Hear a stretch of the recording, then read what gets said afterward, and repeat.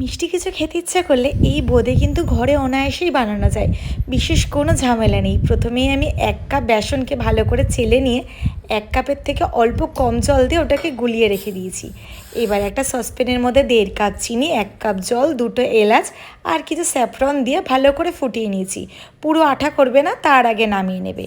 এবার ওই বেসনটার মধ্যে আমি ১ চুটকি বেকিং সোডা আর ১ চামচ তেল দিয়ে দিয়েছি। এবার কড়াইতে তেল গরম হয়ে গেলে বোঁদেগুলো ভাজতে বসিয়ে দিয়েছি এইভাবে। যেরকম পদ্ধতিতে ভেজেছি ওইভাবেই ভাজবে, অনায়াসে দোকানের মতন হয়ে যাবে। এবার যে চিনির শিরাটা করে রেখেছিলাম ওর মধ্যে বোঁদেগুলো দিয়ে দিয়েছি।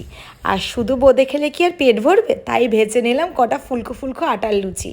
ব্যাস, ওপর দিয়ে একটু সাজিয়ে গুছিয়ে নিলাম আমার বোঁদেকে, আর তার সাথে এই ফুলকো ফুলকো লুচি। এত সুন্দর লাগছিল না। আর যদি লুচি খেতে ইচ্ছা না করে, এই বোঁদে শুধু কিংবা মুড়ি দিয়ে কেমন লাগবে। তো বানিয়ে ফেলো চট করে।